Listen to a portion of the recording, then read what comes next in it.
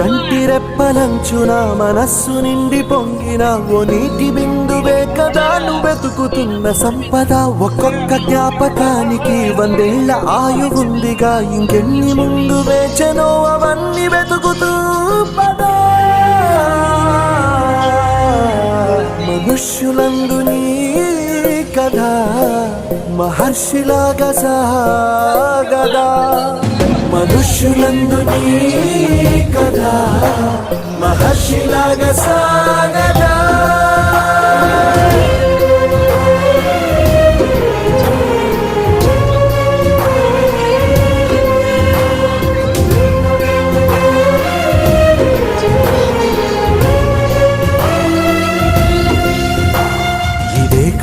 ఇదే కదా నీ కదా, ముగింపు లేనిదై సదా సాగదా.